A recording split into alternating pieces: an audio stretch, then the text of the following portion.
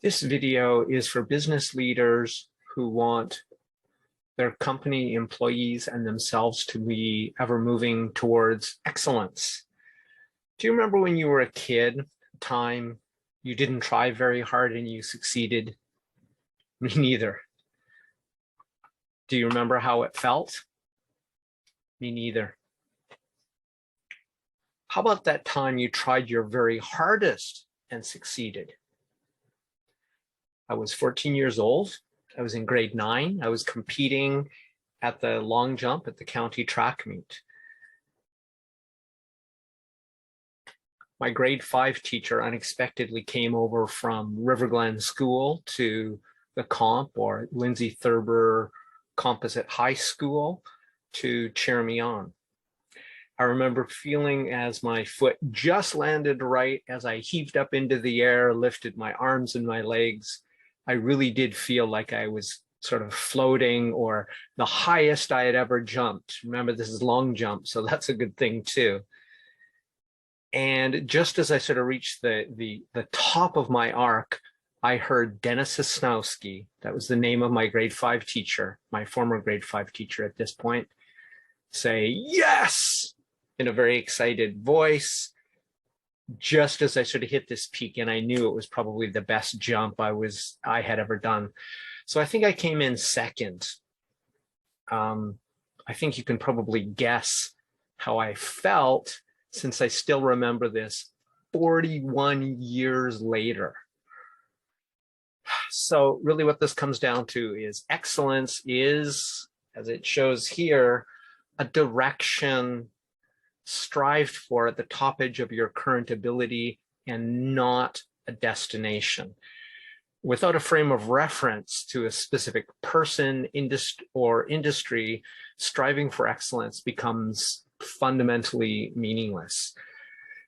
Chances are my Japanese is excellent compared to yours. Yet my Gaikokujin or expat friends, and even my English students, my Japanese English students who I teach ESL to, openly laugh at how low my Japanese level is after 15 years in Japan. I myself oftentimes compare my Japanese to a native speaker who's a 3-year-old. And I'm not doing this out of humility, but out of basically unashamed accuracy. I haven't practiced. I don't strive to be excellent at Japanese, so I'm not. So I feel no shame about being at a low level. And yet my expat friends, relative to any native Japanese speaker, are surprisingly close to bumbling idiots if they have to open and read Japanese instructions, because of literacy is much more challenging than speaking Japanese itself. At the same time, don't confuse excellence with what's easy. If for some reason you do that, that's a big mistake.